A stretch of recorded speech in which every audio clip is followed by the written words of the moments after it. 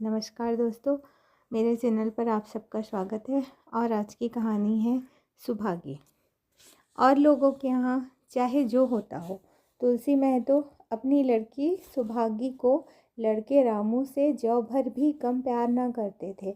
रामू जवान होकर भी काठ का उल्लू था। सुभागी 11 साल की बालिका होकर भी घर के काम में इतनी चतुर और खेती बाड़ी के काम में इतनी निपुण थी कि उसकी माँ लक्ष्मी दिल में डरती रहती थी कि कहीं लड़की पर देवताओं की आंख न पड़ जाए। अच्छे बालकों से भगवान को भी प्रेम है, कोई सुभागी का बखान न करे, इसलिए वह अनायास ही उसे डांटती रहती थी। बखान से लड़के बिगड़ जाते हैं, यह भय तो न था, भय था नज़र का। वही सुभागी आज 11 साल की उम्र में विधवा हो गई। घर में कोहराम मचा हुआ था। लक्ष्मी पछाड़े खाती थी, तुलसी सिर पीटते थे। उन्हें रोते देखकर सुभागी भी रोती थी। बार बार माँ से पूछती, क्यों रोती हो अम्मा? मैं तुम्हें छोड़कर कहीं न जाऊंगी, तुम क्यों रोती हो? उसकी भोली बातें सुनकर माता का दिल और भी फटा जाता था। वह सोचती थी कि ईश्वर, तुम्हारी यही लीला है, जो खेल खेलते हो वह दूसरों को दुख देकर। ऐसा तो पागल करते हैं, आदमी पागलपन करे तो उसे पागल खाने भेजते हैं, मगर तुम जो पागलपन करते हो उसका कोई दंड नहीं। ऐसा खेल किस काम का कि दूसरे रोए और तुम हंसो? तुम्हें तो लोग दयालु कहते हैं, यही तुम्हारी दया है। और सुभागी क्या सोच रही थी? उसकी पास कोठरी भर रुपये होते तो वह उन्हें छिपा कर रख देती, फिर एक दिन चुपके से बाजार चली जाती, अम्मा के लिए अच्छे अच्छे कपड़े लाती। दादा जब बाकी मांगने आते तो चट रुपये निकाल कर दे देती। अम्मा दादा कितने खुश होते। जब सुभागी जवान हुई तो लोग तुलसी महतो पर दबाव डालने लगे कि लड़की का घर कहीं कर दो, जवान लड़की का यूँ फिरना ठीक नहीं। जब हमारी बिरादरी में इसकी कोई निंदा नहीं है तो क्यों सोच विचार करते हो? तुलसी ने कहा, भाई मैं तो तैयार हूँ, लेकिन जब सुभागी भी माने, वह किसी तरह राजी नहीं होती। हरिहर ने सुभागी को समझाकर कहा, बेटी हम तेरे भले को कहते हैं, माँ बाप अब बूढ़े हुए, उनका क्या भरोसा, तुम इस तरह कब तक बैठी रहोगी? सुभागी ने सिर झुकाकर कहा, चाचा मैं तुम्हारी बात समझ रही हूँ, लेकिन मेरा मन घर करने को नहीं कहता। मुझे आराम की चिंता नहीं है, मैं सब कुछ झेलने को तैयार हूँ और जो काम तुम कहो वह सिर आंखों के बल करूँगी, मगर घर बसाने को मुझसे न कहो। जब मेरा चाल कुचाल देखना तो मेरा सिर काट लेना। अगर मैं सच्चे बाप की बेटी होंगी तो बात की भी पक्की होंगी। फिर लज्जा रखने वाले तो भगवान है, मेरी क्या हस्ती है कि अभी कुछ कहूँ? उज्जड रामू बोला, तुम अगर सोचती हो कि भैया कमाएंगे और मैं बैठी मौज करूँगी तो इस भरोसे ना रहना। यहाँ किसी ने जन्म भर का ठेका नहीं लिया है। रामू की दुल्हन रामू से भी 2 उंगली ऊंची थी, मटक कर बोली, हमने किसी का करस थोड़े ही खाया है कि जन्म भर बैठे भरा करें। यहाँ तो खाने को भी महीन चाहिए, पहनने को भी महीन चाहिए। यह हमारे बूते की बात नहीं। सुभागी ने गर्व भरे स्वर में कहा, भाभी मैंने तुम्हारा आसरा कभी नहीं किया है और भगवान ने चाहा तो कभी करूँगी भी नहीं। तुम अपनी देखो, मेरी चिंता ना करो। रामू की दुल्हन को जब मालूम हो गया कि सुभागी घर न करेगी तो और भी उसके सिर हो गई। हमेशा एक न एक खुचर लगाए रहती, उसे रुलाने में जैसे उसको मज़ा आता था। वह बेचारी पहर रात से उठकर कूटने पीसने में लग जाती, चौका बर्तन करती, गोबर थापती, फिर खेत में काम करने चली जाती। दोपहर को आकर जल्दी जल्दी खाना पकाकर सबको खिलाती। रात को कभी माँ के सिर में तेल डालती, कभी उसकी देह दबाती। तुलसी चीलम के भक्त थे, उन्हें बार बार चीलम पिलाती। जहाँ तक अपना बस चलता, माँ बाप को कोई काम न करने देती। हाँ, भाई को न रोकती। सोचती यह तो जवान आदमी है, यह काम न करेंगे तो गृहस्थी कैसे चलेगी। मगर रामू को यह बुरा लगता। अम्मा और दादा को तिनका तक नहीं उठाने देती और मुझे पीसना चाहती है। यहाँ तक कि एक दिन वह जामे से बाहर हो गया। सुभागी से बोला, अगर उन लोगों का बड़ा मोह है तो क्यों नहीं अलग लेकर रहती हो, तब सेवा करो तो मालूम हो कि सेवा कड़वी लगती है कि मीठी। दूसरों के बल पर वाहवाही लेना आसान है, बहादुर वह है जो अपने बल पर काम करे। सुभागी ने तो कुछ जवाब न दिया, बात बढ़ जाने का भय था, मगर उसके माँ बाप बैठे सुन रहे थे। महतो से ना रहा गया, बोले, क्या है रामू, उस गरीबिन से क्यों लड़ते हो? रामू पास आकर बोला, तुम क्यों बीच में कूद पड़े? मैं तो उसको कहता था। तुलसी ने कहा, जब तक मैं जीता हूँ तो मुझसे कुछ नहीं कह सकते, मेरे पीछे जो चाहे करना। बेचारी का घर में रहना मुश्किल कर दिया। रामू ने कहा, आपको बेटी बहुत प्यारी है तो उसे गले बांध कर रखिए, मुझसे तो नहीं सहा जाता। तुलसी ने कहा, अच्छी बात है, अगर तुम्हारी यही मर्जी है तो यही होगा। मैं कल गांव के आदमियों को बुलाकर बंटवारा कर दूंगा, तुम चाहे छूट जाओ, सुभागी नहीं छूट सकती।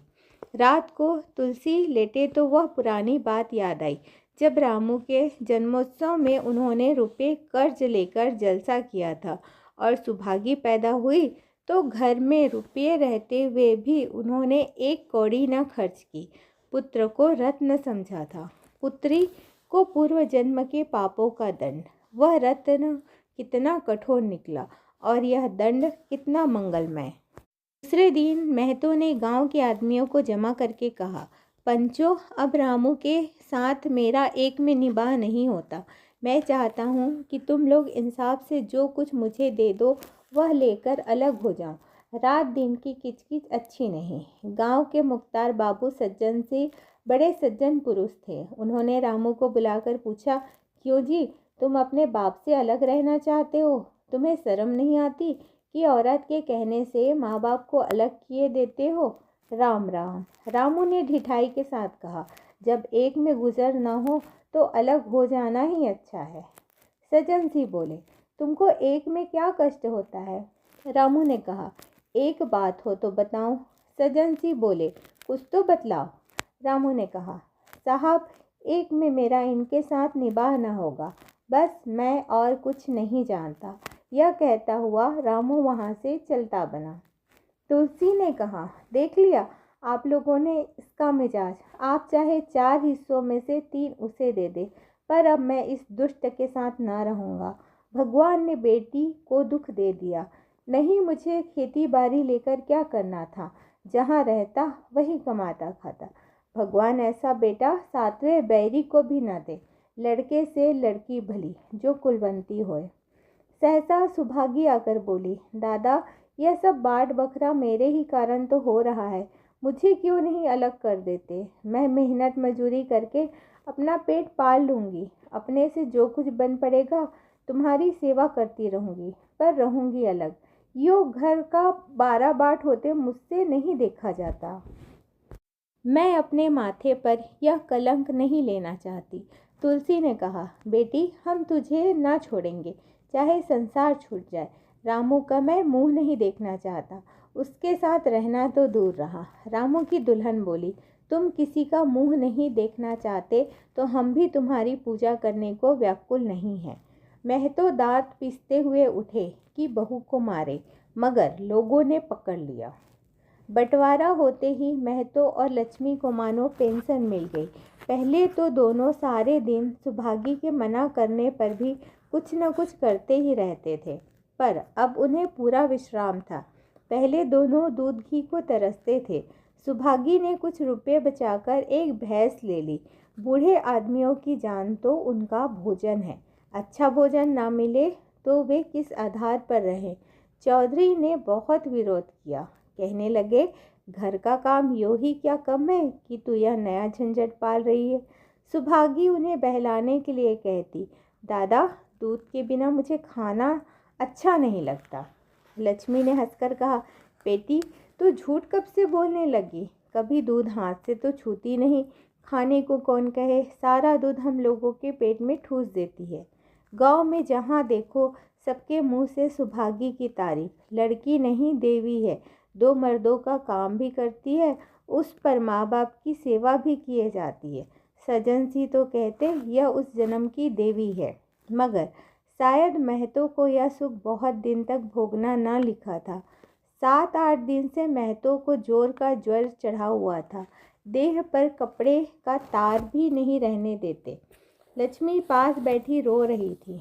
सुभागी पानी लिए खड़ी है। अभी एक क्षण पहले महतो ने पानी मांगा था, पर जब तक वह पानी लावे उनका जी डूब गया और हाथ पांव ठंडे हो गए। सुभागी उनकी यह दशा देखते ही रामू के घर गई और बोली, भैया चलो देखो, आज दादा न जाने कैसे हुए जाते हैं।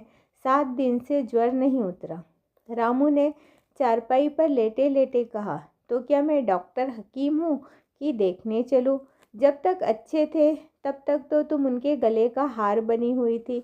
अब जब मरने लगे तो मुझे बुलाने आई हो। उसी वक्त उसकी दुल्हन अंदर से निकल आई और सुभागी से पूछा, दादा को क्या हुआ दीदी? सुभागी के पहले रामू बोल उठा, हुआ क्या? अभी कोई मरे थोड़े ही जाते हैं। सुभागी ने फिर उनसे कुछ न कहा, सीधे सजन सिंह के पास गई। उसके जाने के बाद रामू हंसकर स्त्री से बोला, त्रिया चरित्र इसी को कहते हैं। स्त्री ने कहा, इसमें त्रिया चरित्र की कौन बात है, चले क्यों नहीं जाते? रामू ने कहा, मैं नहीं जाने का। जैसे उसे लेकर अलग हुए थे वैसे उसे लेकर रहे, मर भी जाए तो न जाओ। स्त्री ने कहा, मर जाएंगे तो आग देने तो जाओगे, तब कहाँ भागोगे? रामू ने कहा, कभी नहीं, सब कुछ उनकी प्यारी सुभागी कर लेगी। स्त्री ने कहा, तुम्हारे रहते वह क्यों करने लगी? रामू बोला, जैसे मेरे रहते उसे लेकर अलग हुए और कैसे। स्त्री बोली, नहीं जी, यह अच्छी बात नहीं, चलो देख आवे। कुछ भी हो बाप ही तो हैं, फिर गांव में कौन सा मुंह दिखाओगे? रामू बोला, चुप रहो, मुझे उपदेश मत दो। उधर बाबू साहब ने ज्यों ही महतो की हालत सुनी तुरंत सुभागी के साथ भागे चले आए। यहाँ पहुँचे तो महतो की दशा और खराब हो चुकी थी। नाड़ी देखी तो बहुत धीमी थी। समझ गए कि जिंदगी के दिन पूरे हो गए। मौत का आतंक छाया हुआ था। सजल नेत्र लेकर बोले, महतो भाई कैसा जी है? महतो जैसे नींद से जागकर बोले, बहुत अच्छा भैया, अब तो चलने की बेला है। सुभागी के पिता अब तुम ही हो, उसे तुम्ही को सौंपे जाता हूँ। सजन सिंह ने रोते हुए कहा, भैया महतो घबराओ मत, भगवान ने चाहा तो तुम अच्छे हो जाओगे। सुभागी को तो मैंने हमेशा अपनी बेटी समझा है और जब तक जीऊँगा ऐसा ही समझता रहूँगा। तुम निश्चिंत रहो, मेरे रहते सुभागी या लक्ष्मी को कोई तिरछी आँख से ना देख सकेगा, और कुछ इच्छा हो तो वह भी कह दो। महतो ने विनीत नेत्रों से कहा, और कुछ नहीं कहूँगा भैया, भगवान तुम्हें सदा सुखी रखे। सजन सिंह बोले, रामू को बुलाकर लाता हूँ, उससे जो भूल चूक हो क्षमा कर दो। महतो बोले, नहीं भैया, उस पापी हत्यारे का मुंह मैं नहीं देखना चाहता। इसके बाद गोदान की तैयारी होने लगी। रामू को गांव भर ने समझाया, पर वह अंत्येष्टि करने पर राजी न हुआ। कहा, जिस पिता ने मरते समय मेरा मुंह देखना स्वीकार न किया, वह मेरा ना पिता है, ना मैं उसका पुत्र हूँ। लक्ष्मी ने दाह क्रिया की। इन थोड़े से दिनों में सुभागी ने न जाने कैसे रुपये जमा कर लिए थे। जब 13 का सामान आने लगा तो गांव वालों की आंखें खुल गई। बर्तन, कपड़े, घी, शक्कर, सभी सामान इफरात से जमा हो गए। रामू देख देख कर जलता था और सुभागी उसे जलाने के लिए सबको यह सामान दिखाती थी। लक्ष्मी ने कहा, बेटी घर देखकर खर्च करो, अब कोई कमाने वाला नहीं बैठा है, आप ही कुआं खोदना है और पानी पीना है। सुभागी बोली, बापूजी का काम तो धूमधाम से ही होगा अम्मा, चाहे घर रहे या जाए। बाबूजी फिर थोड़े ही आवेंगे। मैं भैया को दिखा देना चाहती हूँ कि अबला क्या कर सकती है। वह समझते होंगे इन दोनों के किए कुछ ना होगा, उनका यह घमंड तोड़ दूंगी। लक्ष्मी चुप हो गई। 13 के दिन 8 गांव के ब्राह्मणों का भोज हुआ। चारों तरफ वाहवाही मच गई। पिछले पहर का समय था, लोग भोजन करके चले गए थे। लक्ष्मी थककर सो गई थी। केवल सुभागी बची हुई चीज़ें उठा उठा कर रख रही थी कि ठाकुर सजन सिंह ने आकर कहा, अब तुम भी आराम करो बेटी, सवेरे यह सब काम कर लेना। सुभागी ने कहा, अभी थकी नहीं हूँ दादा, आपने जोड़ लिया कुल कितने रुपये उठे? सजन सिंह बोले, वह पूछकर क्या करोगे बेटी? कुछ नहीं, यूँ ही पूछती थी। सजन सिंह ने कहा, कोई 300 रुपये उठे होंगे। सुभागी ने सकुचाते हुए कहा, मैं इन रुपयों की देनदार हूँ, तुमसे तो मैं मांगता नहीं। मैं तो मेरे मित्र और भाई थे, उनके साथ कुछ मेरा भी तो धर्म है। आपकी यही दया क्या कम है कि मेरे ऊपर इतना विश्वास किया, नहीं तो मुझे कौन 300 रुपये देता? सुभागी ने कहा। सजन सिंह सोचने लगे, इस अबला की धर्म बुद्धि का कहीं वार पार भी है या नहीं। लक्ष्मी उन स्त्रियों में थी जिनके लिए पति वियोग जीवन स्रोत का बंद हो जाना है। 50 वर्ष के चिर सहवास के बाद अब यह एकांत जीवन उसके लिए पहाड़ हो गया। उसे अब ज्ञात हुआ कि मेरी बुद्धि, मेरा बल, मेरी सुमति मानो सबसे मैं वंचित हो गई।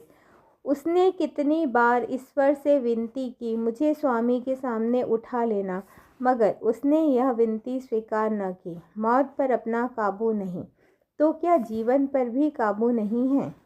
वह लक्ष्मी जो गांव में अपनी बुद्धि के लिए मशहूर थी, जो दूसरों को सीख दिया करती थी, अब बौरही हो गई है, सीधी सी बात करते नहीं बनती।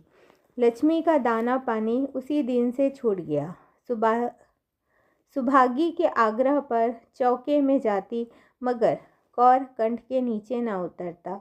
50 वर्ष हुए, एक दिन भी ऐसा न हुआ कि पति के बिना खाए खुद खाया हो। अब उस नियम को कैसे तोड़े? आखिर उसे खांसी आने लगी। दुर्बलता ने जल्द ही खाट पर डाल दिया। सुभागी अब क्या करे? ठाकुर साहब के रुपए चुकाने के लिए दिलोजान से काम करने की ज़रूरत थी। यहाँ माँ बीमार पड़ गई, अगर बाहर जाए तो माँ अकेली रहती है, उसके पास बैठे तो बाहर का काम कौन करे? माँ की दशा देखकर सुभागी समझ गई कि इनका परवाना भी आ पहुँचा। महतो को भी तो यही ज्वर था। गांव में और किसे फुर्सत थी कि दौड़ धूप करता। सजन सिंह दोनों वक्त आते, लक्ष्मी को देखते, दवा पिलाते, सुभागी को समझाते और चले जाते, मगर लक्ष्मी की दशा बिगड़ती जाती थी। यहाँ तक कि 15वें दिन वह भी संसार से सिधार गई। अंतिम समय रामू आया और उसके पैर छूना चाहता था, पर लक्ष्मी ने उसे ऐसी झिड़की दी कि वह समीप न आ सका। सुभागी को उसने आशीर्वाद दिया, तुम्हारी जैसी बेटी पाकर तर गई। मेरा क्रियाकर्म तुम ही करना। मेरी भगवान से अर्जी है कि उस जन्म में भी तुम मेरी कोख पवित्र करो। माता के देहांत के बाद सुभागी के जीवन का केवल एक लक्ष्य रह गया, सजन सिंह के रुपये चुकाना। 300 पिता के क्रियाकर्म में लगे थे, लगभग 200 माता के काम में लगे। 500 का ऋण था और उसकी अकेली जान, मगर वह हिम्मत न हारती थी। 3 साल तक सुभागी ने रात को रात और दिन को दिन न समझा। उसकी कार्यशक्ति और पौरुष देखकर लोग दांतों तले उंगली दबाते थे। दिन भर खेती बाड़ी का काम करने के बाद वह रात को 4 पसेरी आटा पीस डालती। 30वें दिन 15 रुपये लेकर वह सजन सिंह के पास पहुंच जाती। इसमें कभी नागा ना पड़ता। यह मानो प्रकृति का अटल नियम था। अब चारों ओर से उसकी सगाई के पैगाम आने लगे। सभी उसके लिए मुंह फैलाए हुए थे। जिसके घर सुभागी जाएगी उसके भाग्य फिर जाएंगे। सुभागी यही जवाब देती, अभी वह दिन नहीं आया। जिस दिन सुभागी ने आखिरी किस्त चुकाई, उस दिन उसका खुशी का ठिकाना ना था। आज उसके जीवन का कठोर व्रत पूरा हो गया। वह चलने लगी तो सजन सिंह ने कहा, बेटी तुमसे मेरी एक प्रार्थना है। कहो, कहूँ, कहो ना कहो, मगर वचन दो कि मानोगी। सुभागी ने कृतज्ञ भाव से देखकर कहा, दादा आपकी बात ना मानूंगी तो किसकी बात मानूंगी? मेरा तो रोया रोया आपका गुलाम है। सजन सिंह बोले, अगर तुम्हारे मन में यह भाव है तो मैं ना कहूँगा। मैंने अब तक तुमसे इसलिए नहीं कहा कि तुम अपने को मेरा देनदार समझ रही थी। अब रुपये चूक गए, मेरा तुम्हारे ऊपर कोई एहसान नहीं है, रत्ती भर भी नहीं। बोलो कहूँ? सुभागी बोली, आपकी जो आज्ञा हो। सज्जन सिंह बोले, देखो इनकार ना करना, नहीं मैं फिर तुम्हें अपना मुंह ना दिखाऊंगा। सुभागी ने कहा, क्या आज्ञा है? सज्जन सिंह बोले, मेरी इच्छा है कि तुम मेरी बहू बनकर मेरे घर को पवित्र करो। मैं जात पात का कायल हूँ, मगर तुमने मेरे सारे बंधन तोड़ दिए। मेरा लड़का तुम्हारे नाम का पुजारी है, तुमने उसे बारहा देखा है। बोलो मंजूर करती हो? सुभागी ने कहा, दादा इतना सम्मान पाकर पागल हो जाऊंगी। सज्जन सिंह बोले, तुम्हारा सम्मान भगवान कर रहे हैं बेटी, तुम साक्षात भगवती का अवतार हो। सुभागी बोली, मैं तो आपको अपना पिता समझती हूँ। आप जो कुछ करेंगे मेरे भले ही के लिए करेंगे, आपके हुक्म को कैसे इनकार सकती हूँ। सज्जन सिंह ने उसके माथे पर हाथ रखकर कहा, बेटी तुम्हारा सुहाग अमर हो, तुमने मेरी बात रख ली। मुझसा भाग्यशाली संसार में और कौन होगा।